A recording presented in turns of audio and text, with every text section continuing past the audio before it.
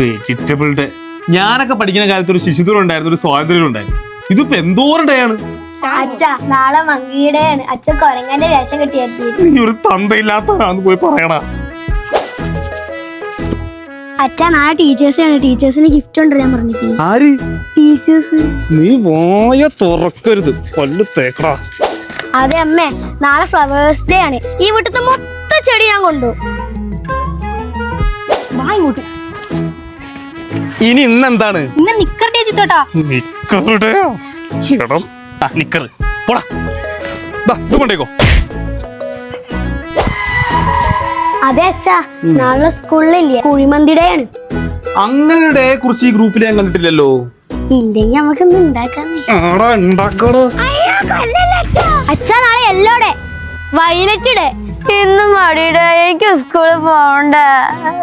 അച്ഛാ ഞാൻ സ്കൂള് മാറിയാലോന്ന് ആലോചിക്കും. ഞാൻ നിന്നെ തന്നെ മാറ്റിയാലോ എന്ന് ആലോചിക്കുക. നടക്കാൻ കേട്ടു ഒരു വെയിലത്ത് അവന്റെ റെയിൻ ഡേ. എടാ ഈ നട്ടപ്പാറ വെയിലത്ത് റെയിൻ കോട്ട് ഇട്ട് പോകാൻ നിനക്ക് എന്താ പ്രാന്താണ്? നിന്റെ കല്യാണം കഴിഞ്ഞിട്ടുണ്ടാ?